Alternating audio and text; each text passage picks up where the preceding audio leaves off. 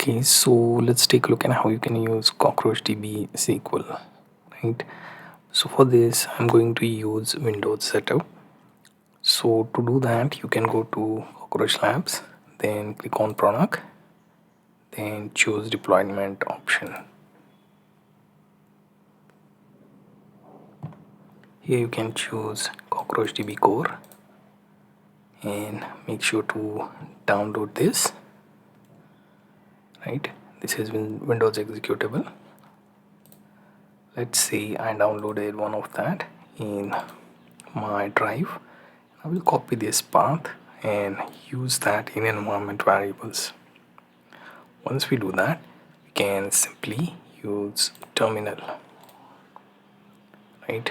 So let's see, I open PowerShell. Here I will type cockroach, then start dash single dash node, right? And I don't have any CS certificate, so I will use insecure, right? And I will run one of the node on this particular drive, right? Now as you can see, it will show me the available ports on which this will be running, right? So I can access the web UI on 8080 port. Also there is this PostgreSQL connection string for JDBC as well as SQL.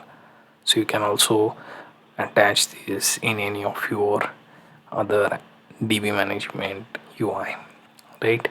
Now let's open another tab. Here I will move to see TMP directory, right? Now here I will use cockroach SQL, then use double dash insecure because we already have one node that is insecure. So let's see, we have access to this particular node now and we are connected with default DB, right? Now here within this DB I want to create one table, right? Prior to that we can simply use show databases and we can see all the available set of databases, right? Let's see, we can even clear or not. So if you want to quit, you can simply use Ctrl+C, clear this, and then come back again, cockroach SQL, then insecure, right? So we got access back here again, right? There are also help commands. You can use that / and then question mark, so that should work. Now what we can do is we can create a table, right? So let's see, I type in create table and then let's name this something like HR demo, right? Hopefully this table name is available. So ID integer, primary key, then name is text, and then salary is integer, right? We close this, give it a semicolon to end the statement, hit enter, and our table is created, right? Next thing is, let's say if I choose to insert some value, so insert into HR demo, right? And see, here we will have to think of values, right? So one, then I will add my name, then let's add salary, right? Add your respective values for those fields, then semicolon. We also got one row inserted. We can keep on doing this till we add all the values, right? So we have another option, right? So we have like two rows, right? Let's add third row,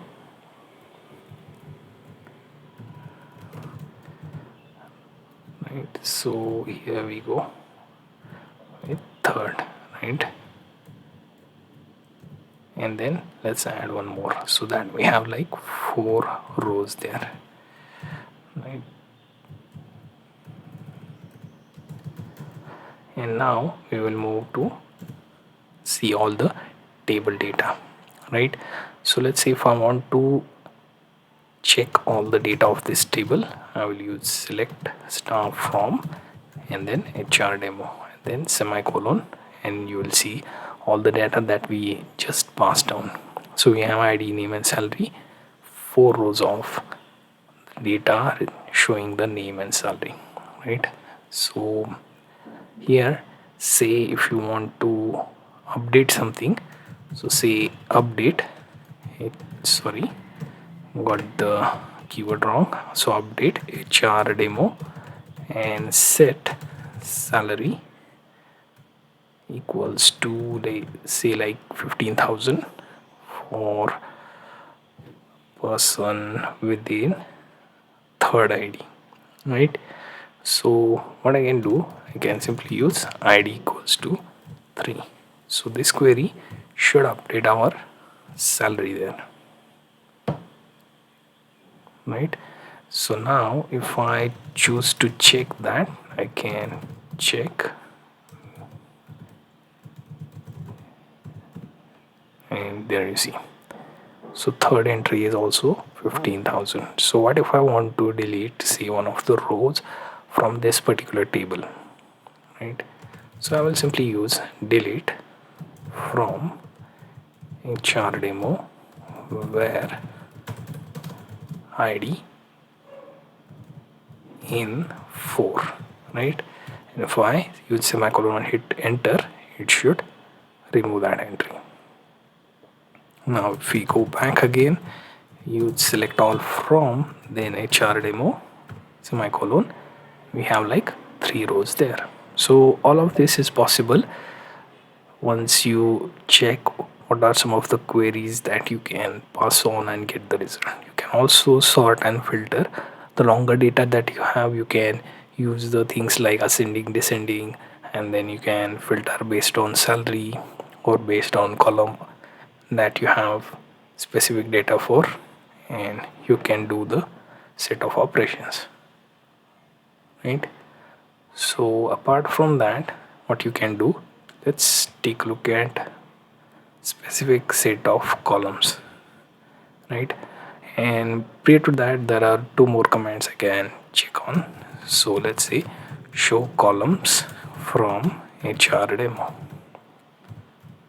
and there you see these are the columns. So view like this you can get with some of the web-based admin tools, or even some of the tools like let's say dbeaver or so. You can also get the similar view as well, right?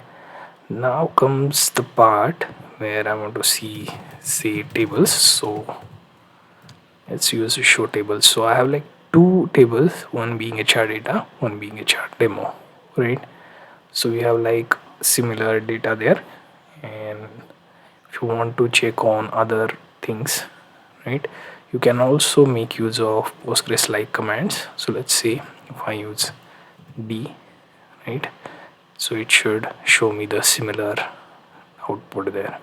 So see, this is backward slash and then d should show you the tables, right? So you can also use commands like use database, right, or you can use set database, right, and then name your database here, and then use semicolon to end the statement, right? So like this you can pretty much work with your data there, right? So let's say we have managed to create a table within our existing default DB database. Then we managed to insert some data. Then we added a few of the entries by updating them using update query. Finally, we deleted one of the rows based on the ID, which is our primary field, right? So we managed to do all of that to our local database default DB, right? And we are running the cluster here, right? So you have done all of this within your own desktop, and that too by connecting to the local infrastructure, right? So single node, which is without any CS cert. So I will have to discuss how to set up the CS cert and how to let your CockroachDB setup know that you have certification installed on that particular server or your desktop, right? So I'll have to cover that part separately. So for now you can focus on the CRUD operations that you can do with your CockroachDB SQL on your desktop.